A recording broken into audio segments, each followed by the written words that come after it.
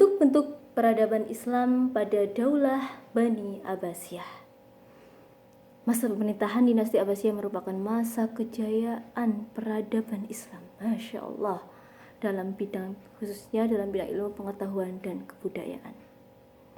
Karena pada masa ini banyak umat Islam yang melakukan kajian ilmu pengetahuan. Proses ini terjadi melalui upaya penerjemah berbagai karya yang terdahulu, di samping melakukan riset tersendiri yang dilakukan oleh para ahli. Bentuk-bentuk peradaban Islam pada masa Bani Abbasiyah dapat dibagi menjadi beberapa bentuk.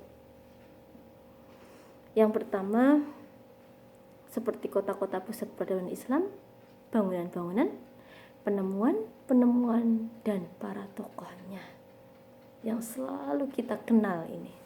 Luar biasa. Padahal sudah sekian ratus tahun masih kita kenal.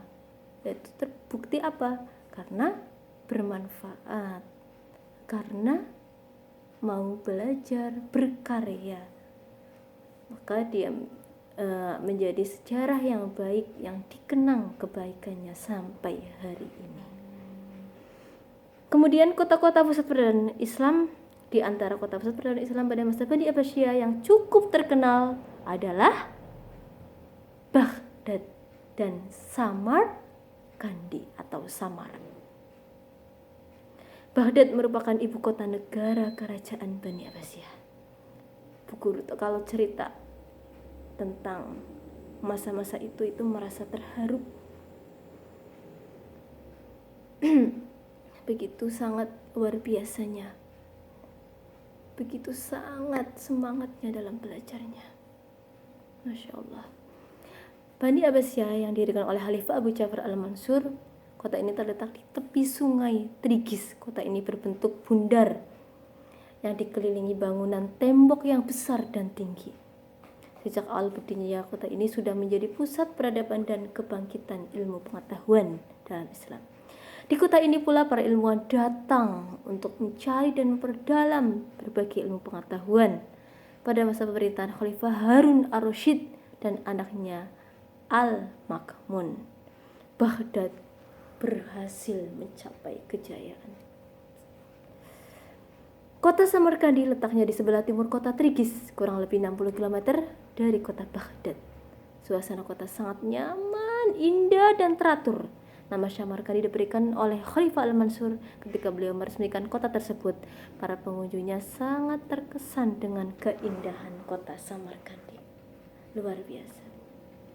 Kalian bisa melihat sendiri dari kemarin video yang telah Ibu perlihatkan atau pada gambar-gambar buku ini juga ada.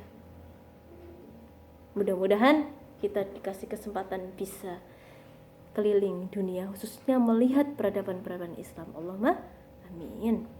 Kemudian peradaban yang lain yaitu bangunan tempat pendidikan dan tempat peribadatan. Di antara bentuk bangunan dijadikan sebagai lembaga pendidikan adalah madrasah. Jadi madrasah sendiri itu sudah ada sejak dulu. Jangan heran cuma di pondok-pondok atau apa-apa. Wah, madrasah itu sudah dari zaman dulu. Madrasah yang terkenal pada masa itu adalah Madrasah Nizamiyah yang didirikan oleh Nizam al-Mulk. Beliau seorang Perdana Menteri pada tahun 456. Madrasah ini banyak terdapat di kota-kota antara lain di Baghdad, Isfahan, Nisabur, kemudian Tabristin, Hara, Husol, dan lain sebagainya. Kemudian Kutub merupakan lembaga pendidikan tingkat dasar sampai menengah. Masjid tentunya, kemudian ada Masjid Munadarah. Di sini muhadarah atau munadarah merupakan tempat pertemuan para pujagaan ahli fikir dan para sarjana untuk membahas masalah-masalah ilmiah. Masjid ini dapat dijumpai di kota-kota besar lainnya. Darul Hikmah, Masya Allah, perpustakaan besar yang terkenal pada masa peradaban Islam. Darul Hikmah.